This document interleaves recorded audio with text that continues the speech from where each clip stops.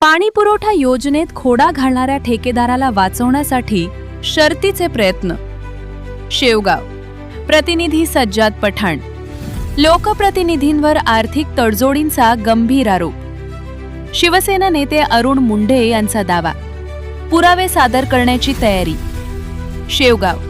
दिनांक 4. शेवगाव शहराच्या पाणीपुरवठा योजनेत जाणीवपूर्वक अडथळे निर्माण करणाऱ्या ठेकेदाराला नगर परिषदेच्या सर्वसाधारण सभेत वाचवण्याचे प्रयत्न काही लोकप्रतिनिधींनी केल्याचा गंभीर आरोप शिवसेना नेते अरुण मुंढे यांनी केलाय. या प्रयत्नांमागे आर्थिक तडजोडी झाल्याचे स्पष्ट पुरावे आपल्याकडे उपलब्ध असून गरज पडल्यास ते सादर करण्यास आपण तयार असल्याचा दावा मुंढे यांनी केला. शेवगाव येथील त्यांच्या कार्यालयात आज आयोजित पत्रकार परिषदेत बोलताना मोनिका राजळे यांचे नाव न घेता संबंधित लोकप्रतिनिधींवर त्यांनी थेट आरोप केले. या संदर्भातील कॉल रेकॉर्डिंग आपल्याकडे असल्याचंही त्यांनी सांगितले. मंगळवार दिनांक 2 फेब्रुवारी रोजी शेवगाव पंचायत समितीच्या लोकनेते मारुतराव घुले पाटील सभागृहात नगर परिषदेची सर्वसाधारण सभा पार पडली. या सभेत शेवगाव पाणीपुरवठा योजनेचे ठेकेदार राजेंद्र सनेर यांच्यावर कारवाई करण्याचा तसेच ठेकेदार बदलण्याचा ठराव मंजूर करण्यात आला. मात्र या ठरावाला विरोध करत ठेकेदाराला वाचवण्यासाठी काही लोकप्रतिनिधींनी आपली संपूर्ण ताकद पणाला लावल्याचा आरोप मुंढे यांनी केला.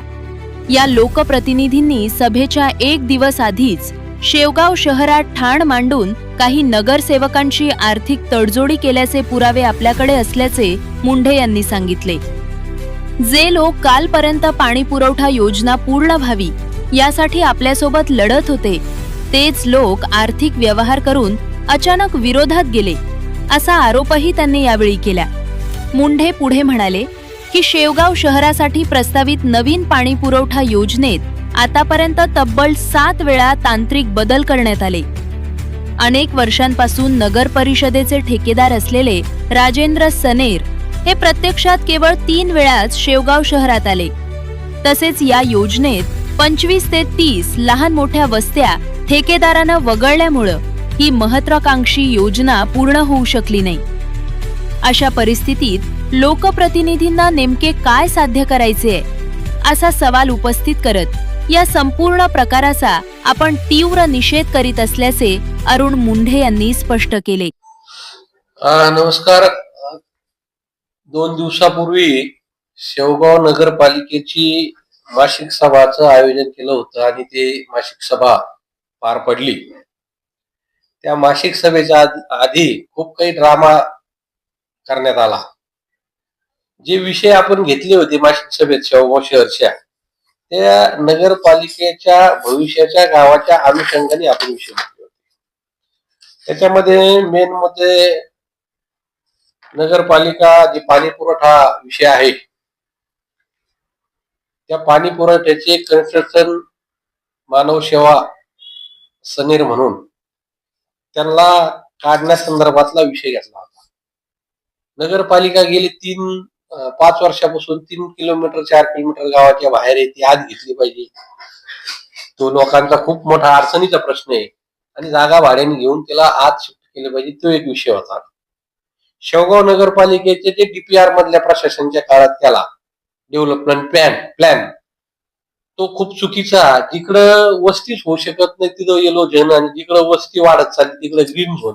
काही लोकांच्या घरावर आरक्षण टाकले, चुकीच्या ठिकाणी आरक्षण टाकले. असा डीपी प्लॅन त्या मधल्या अधिकाऱ्यांनी मोठ्या प्रमाणात तडजोडी करून त्याच्यामध्ये खूप मोठा डीपी प्लॅन मध्ये घोटाळा केला. तो थांबून परत त्याचा रिव्हाइज करण्यासाठी आपण तो एक विषय घेतला होता.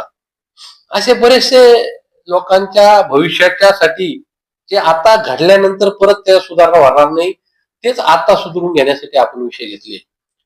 पण अरुण मुंढे यांनी घेतलेले सगळे विषय हाणून पाडायचे. काही झालं तरी काम करून द्यायचं नाही. राजकीय षडयंत्र रचण्याचं काम त्या जनरल मीटिंगच्या आधी 2 दिवस चाललं. काही नगरसेवकांना लालच दाखवण्यात आली.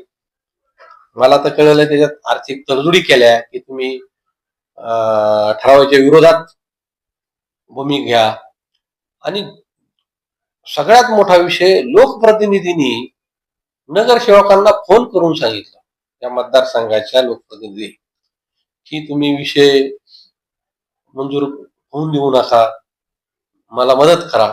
मला कळत नाही, शेवगाव शहर मध्ये त्यांना मदत करायचा याच्यात कोणता प्रश्न होता? लोकप्रतिनिधींनी डायरेक्ट नगरसेवकाला फोन करणं, त्याची रेकॉर्डिंग माझ्याकडे, मी बोलतोय असं नाही, त्या नगरसेवकांना बोललेल्या 2-3 नगरसेवकांना फोन झालेले, रेकॉर्डिंग आहे माझ्याकडे. तर हे जे प्रकार चाललाय, ह्या गावाच्या विकासाला खळा घालण्याचा जो प्रकार आहे, त्याच्यात सगळ्यात मोठी त्याला कोणती अडचण होती का, सनेर जो कन्स्ट्रक्शन आहे त्याला आपण काढून राहिलो. का काढून राहिलो आपण त्याला? तर त्याच्यामध्ये मेन मुद्दा, आपण ते पाणी योजना चुकीची आहे, रोज पाणी येणार नाही, याच्यासाठी आपण माननीय कलेक्टर साहेबाकडे एक मीटिंग लावली होती. ती मीटिंग आमची, जी मीटिंग कलेक्टरांकडे झाली, ती मीटिंग 17/9/2025 ला झाली. आणि त्या मीटिंग नंतर एक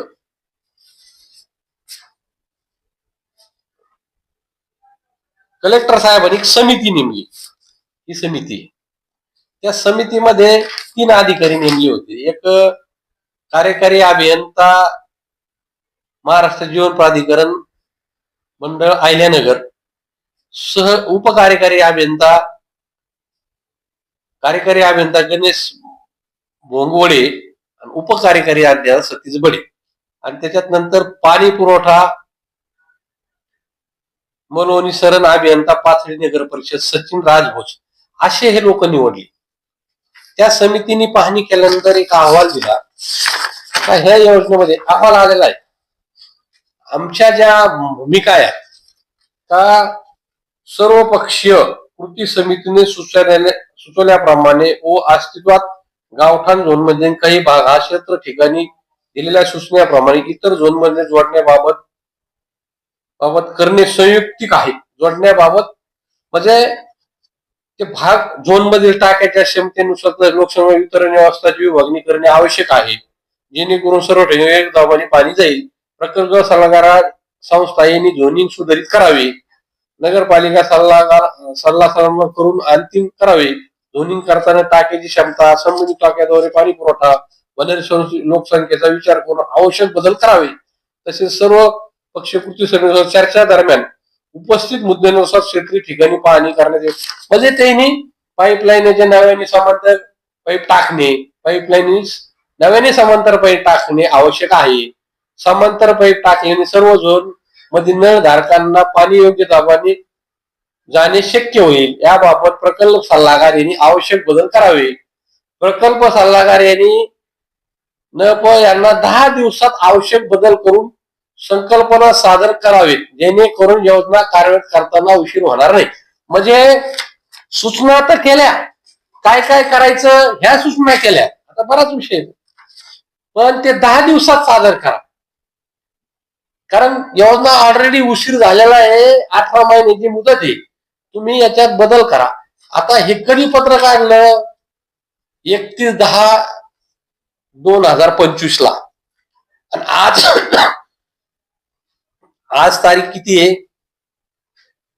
काय बदलले, काय केले, तिथं काम करायचे की नाही, हा भाग 100% त्या भागात आपण काम करणार आहेत, तिथलचा विकास होणार आहे. जिथे काही काम बदलले असे सांगतात ते सगळे काम होणार आहेत.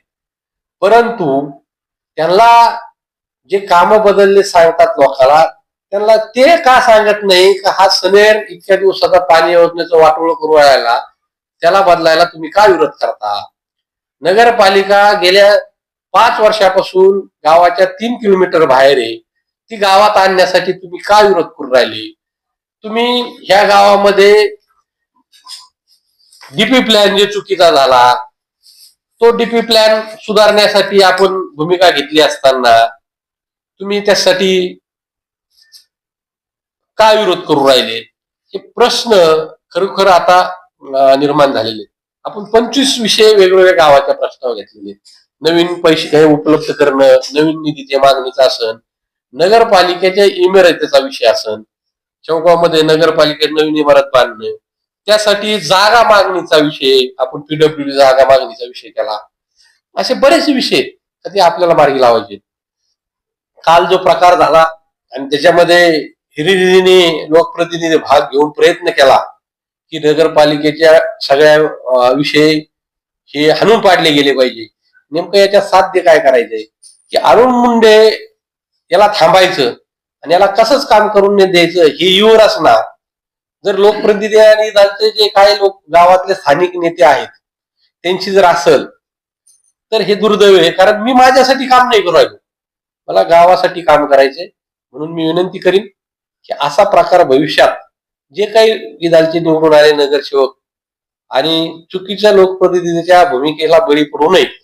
आणि मी गावांना सगळ्याला आश्वासित करतो की भविष्यामध्ये मला गावाच्या प्रश्नावर, गावाचे जे काही प्रश्न असतील, जे पाणी योजनेचं काम असन, भविष्यात शॉपिंग सेंटरचं असन, गार्डनचं असन, नगरपालिका इमारत असन, जे काही गावाच्या प्रश्न असतील, गटाराची योजना असेल, हे पूर्ण करण्यासाठी मला प्रयत्न करायचाय.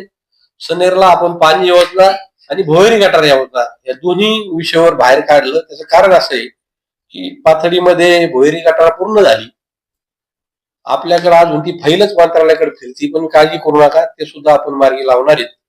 याला कितीही कुणीही अडचण आणली तर परमेश्वराकडे न्याय, अंधारा असला तरी न्याय, उशिरा असला तरी 100% टाइम असेल, काही गोष्टी होत्यात. आपल्याला निश्चित शेवगावकरांना कुठंतरी चांगला न्याय भेटणार आहे. आपल्या सगळ्यांचं सहकार्य अपेक्षित आहे.